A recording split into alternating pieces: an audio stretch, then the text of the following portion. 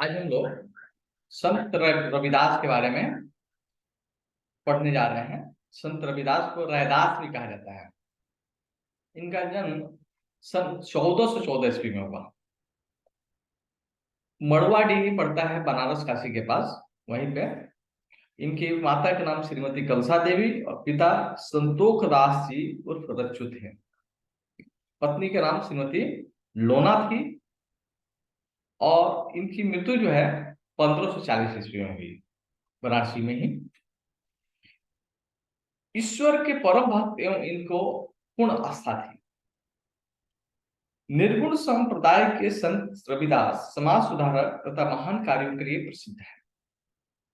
दो तरह की संप्रदाय होती है, एक सगुण संप्रदाय होता है और दूसरा निर्गुण संप्रदाय होता है। सगुण का मतलब होता है जो गुण सहित हो, जिसमें प्रभु के गुणों के बखान किया जाता है गुण के साथ।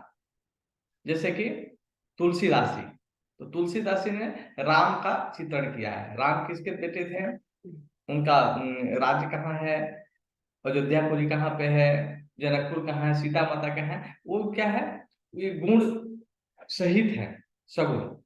और निर्गुण के जो है संत कबीर हैं, संत रैदास हैं, ये निर्गुण ब्रह्म के सुधारक है। वे अपने कार्यों के प्रति पूर्ण समर्पित थे। उनका जीवन साधारण था। संत रविदास का जन्म ऐसे समय में हुआ जब समाज में अनेक बुराइयां फैली हुई थी, जैसे अंधविश्वास, धार्मिक आडंबर, छुआछूत। रविदास ने इन सामाजिक बुराई को दूर करने का प्रयास किया। वे स्वरचित भजन गाते थे तथा समाज सुधार के कार्य करते थे। स्वरचित का मतलब खुद की रचना किया हुआ, खुद लिखी हुई। उन्होंने लोगों को बताया कि बाह्य डंबर और भक्ति में बड़ा अंतर है। बाह्य डंबर और भक्ति में बहुत बड़ा अंतर है। बाह्य डंबर क्या होता है, बाहरी कर्मकांड, बाहरी पूजा पाठ। ईश्वर एक है, वह सबको समान भाव से प्यार करता है। गॉड इज वन, ईश्वर एक है। संत रविदास बहुत अच्छे कवि थे। उन्होंने अपनी रचनाओं में भगवान के प्रति अपना अनन्य भाव प्रकट किया। उन्होंने सामाजिक और आध्यात्मिक आवश्यकताओं को पूरा करने के लिए बड़े बड़े कार्य किए। कई लोग इन्हें भगवान की तरफ पूजते थे। संत रविदास के सीधे साधे तथा मन के स्पर्श करने वाले विचार लोगों पर सटीक प्रभाव डालते थे। इन्हें हरिदास भी कहा जाता है। संत रविदास को हरिदास भी कहा जाता है। स्वामी रामानंद काशी के प्रतिष्ठित संस्कृत के विद्वान थे।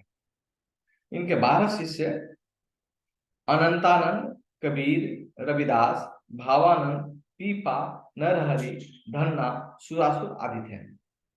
यानी जिनके रामानंद स्वामी काशी के बहुत प्रसिद्ध ये संत रहे हैं। तो कबीर और रविदास, कबीरदास जो है ना, और रविदास, वो उन्हीं के शिष्य रहे हैं, जिनमें संत रविदास उनके परम शिष्य होते हुए अपना समस्त कार्य पूर्ण करने के लिए स्वामी रामानंद के साथ समय व्यतीत करते थे।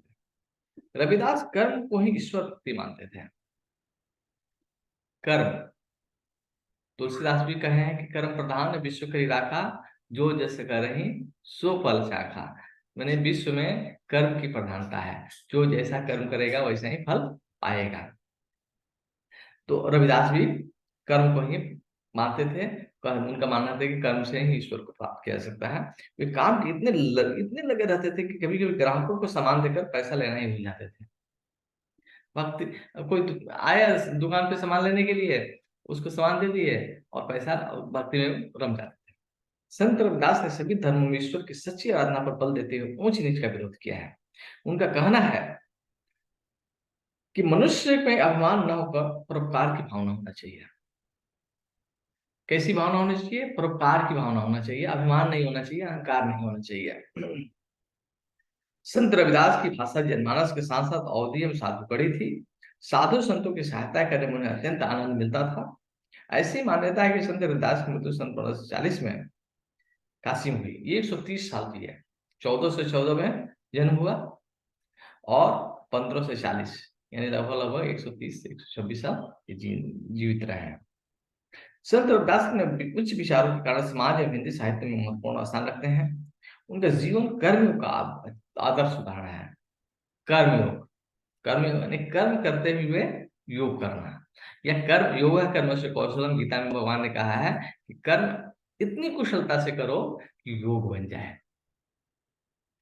उन्होंने अपने आचरण तथा व्यवहार से प्रमाणित करते हैं कि मनुष्य अपने जन्म तथा व्यवसाय के आधार पर महान नहीं होता, अपने विचारों की श्रेष्ठता तथा समाज हित के कार्य से भी महान बनता है। क्या है कि मनुष्य अपने जन्म तथा व्यवसाय के आधार पर महान नहीं, मनुष्य जन्म यानी कोई ब्राह्मण कुल में जन्म ले लिया, क्षत्रिय कुल में जन्म ले लिया, राजा के घर में जन्म ले लिया, कोई बहुत बड़ा सेठ साहूकार के यहाँ जन्म लिया, उससे वो आदमी उसकी बड़ापन नहीं होती है, महान नहीं होता है। क्योंकि राजा के लड़के भी ऐसे निकल जाते हैं कि पूरे राज को तहस कर देते हैं। सेठ साहूकार जो बड़े बड़े उद्योगपति हैं, उनके लड़के भी अगर आचरण विहीन हो जाएंगे तो उनकी कहाँ स्थिति चली जाएगी, रसातल में चले जाएंगे, कुछ पता नहीं चलेगा। तो लेकिन एक व्यक्ति जो है मलिन घर में पैदा हुआ है, नीच कुल में पैदा हुआ है, लेकिन इतना बड़ा कहाँ कर देता है, इतना अच्छा कारोबार खड़ा कर देता है, इतना बड़ा मंत्री संतरी बन जाता है, इतना बड़ा एम्पायर खड़ा कर लेता है कि लोग उसको जो है ना भाव देने लगते हैं। तो रविदास जो है खुद चमार के घर पैदा हुए थे, लेकिन इनको लोग हरिदास बोले, रविदास बोले। मीराबाई इनकी शिष्या हुई जो राजघराने की थी। तो आज हम उनकी भक्ति के बारे में थोड़ा सा चाहेंगे। साधु की जात न पूछिए, सीख लीजिए ज्ञान। साधु की जात नहीं पूछना चाहिए कि आप कौन सी जाति से हैं, उनसे जो भी मिलता है वो ज्ञान लेना चाहिए। जैसे सोना है, अगर बैला में गिर जाएगा, नाला में गिर जाएगा, कीचड़ में गिर जाएगा तो उठाइएगा कि नहीं उठाइएगा? उठा लेंगे। 2000 का नोट है, अगर गोबर में गिर जाएगा तो हम उठाएंगे कि नहीं उठाएंगे? उठाएंगे। तो ज्ञान की मोती अगर कहीं गिर जाती है तो छोटा हो, बड़ा हो, नीच हो, कुलीन हो, वहां ले लेना चाहिए। तो साधु की जात में पूछिए, सीख लीजिए ज्ञान। संत महापुरुषों की अपनी कोई जाति नहीं होती, उनका जन्म तो जन कल्याण के लिए होता है। इसीलिए कहा गया है कि वृक्ष कबहु न फल भखे, नदी न संचय नीर, पर मानव के कारण है साधन धरा से। वृक्ष फल नहीं खाता है, वृक्ष कबहु न फल भखे, नदी अपना पानी को संचित नहीं करती, नदियां बहती रहती हैं दूसरे को प्यास करने के लिए। और पेड़ जो है फलता रहता है कि कोई भी पशु पक्षी आदमी आए और हमारे फलों को भक्षण करे। तो वृक्ष कब होना, वो खुद फल देता है लेकिन फल नहीं खाता है। नदी बहती है दूसरों को प्यास बुझाने के लिए। तो वृक्ष कब होना फल भके, नदी न संचय नीर, परमारथ के कारण है, यानी दूसरे के उपकार के लिए साधु जो होते हैं अपने शरीर को धारण करते हैं, उनकी पूरी क्रिया जो है, पूरा कर्म दूसरे की सेवा के लिए लगा होता है। तो आइए एक हम पद लेते हैं रविदास का। अब कैसे छूटे राम, नाम रट लागी। इसी को बोलते हैं योग में अहरनिश वो चल रही है, ओंकार का जब चल रहा है, अनहत चल रही है, तो कहते हैं अब कैसी छूटी, छूटे राम, नाम रट लागी। अंदर अंदर जो है राम राम राम की रट लगी हुई है। प्रभु जी तुम चंदन, हम पानी। चंदन क्या होता है?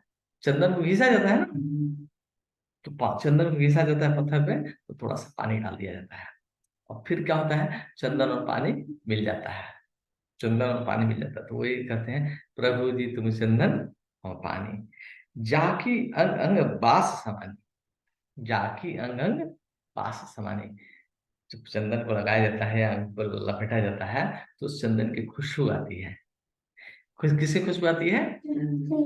चंदन की खुशबू आती है। पानी उसमें मिल गया है। प्रभु जी तुम घन बन हम मोरा, जैसे चितवत चंद्र चकोरा। प्रभु जी तुम घन, घन का मतलब होता है बादल, वन यानी जंगल। तुम घन और वन हो और मैं क्या हूं? मोर हूं। तो जब बादल घुमड़ता है तो मोर बादल को देखकर नाचने लगता है। वो कहते हैं प्रभु जी तुम घन वन हम मोरा, जैसे चितवत चंद्र चकोरा। चकोर एक पक्षी होता है ना, चकोर एक पक्षी होता है जो आग खाता है। चकोर पक्षी आम को खाता है। ठीक है।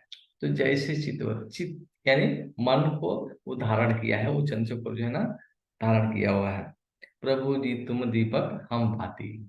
आप क्या हो? आप दीपक और हम बाती हैं। तो जब बत्ती जलती है तो क्या होता है? उजाला होता है। तो प्रभु जी तुम दीपक हम बाती, जाकी ज्योति बरे दिन राती। जिसकी ज्योति दिन रात जल रही है। जाकी ज्योति बरे दिन राती, बरे यानी जलना। तो जैसे कि बत्ती है, तेल है, घी है, जब जलाते हैं तो क्या होता है? प्रकाश आती है, अंधेरे को दूर करता है।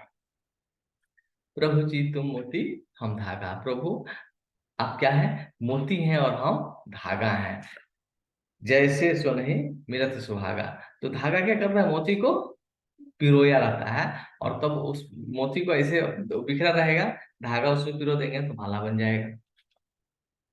जैसे सुनहि मिलत सुहागा। और सोना में सुहागा, सुहागा क्या करता है? सोने को और शुद्ध कर देता है। तो आप जो है ना, आप सोना हो, जिस सोना में सुहागा जो है सोने को और शुद्ध कर देता है। प्रभु जी तुम स्वामी हम दासा। हे प्रभु आप हमारे मालिक है और मैं आपका दास हूँ। ऐसी भक्ति करे हरिदासा। मैंने ये भक्ति जो है हरिदास को कर है। तो आइए एक बार इस भक्ति को फिर से हम दोहराते हैं। अब कैसे छूटे राम नाम रट लागी। प्रभु जी तुम चंदन हम पानी, जाकी अंग अंग बास समानी। प्रभु जी तुम घन बन हम मोरा, जैसे चितवत चंद चकोरा। प्रभु जी तुम दीपक हम बाती, जाकी ज्योत बरे दिन राती। प्रभु जी तुम मोती हम धागा, जैसे सुनहि मिलत सुहागा। प्रभु जी तुम स्वामी हम दासा। ऐसी भक्ति करे रहे दासा।